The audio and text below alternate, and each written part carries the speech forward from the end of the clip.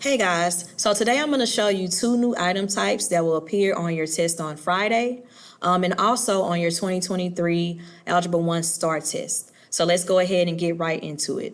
The question here is going to be your basic graphing item type. And what they will give you is a graph, and your goal is to plot the given point. So this question says, what is the location of the point -2, 0? Plot the point on the coordinate grid. So from Algebra 1, we know that -2, 0 represents our x-intercept, and we also know that this x-coordinate is our 0. All right, so I'm going to go on my graph. You see the cursor there. So you can pretty much put the point wherever you think it goes. We know that it goes right here. Of course, if you're wanting to plot points, you start from your origin. I'm going to go 2 to the left to get it on -2.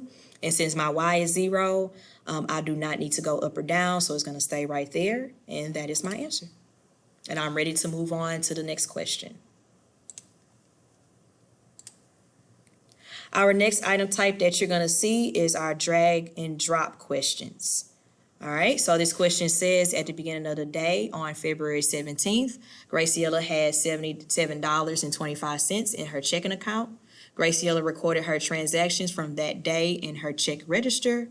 Those actions were deposited $35 from babysitting, paid $28.50 for yearbook, complete Graciela's check register to show the balance after each transaction, move the correct answer to each box. Not all answers will be used. So here you see you have all of these different options that you can pick from.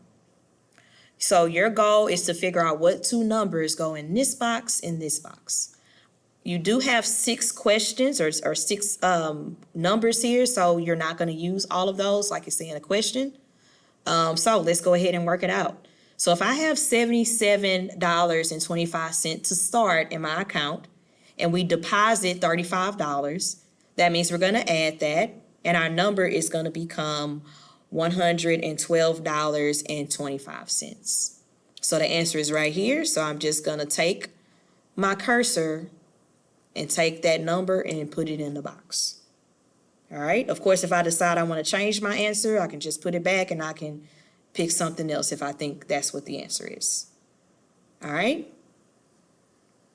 And then the next one here, I'm going to withdraw $28.50, which means I will subtract that.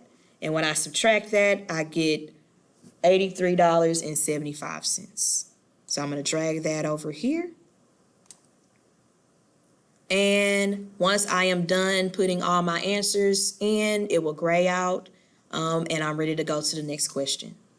All right, so those are your two item types that will be on the test on Friday. If you have any questions, please ask your teacher.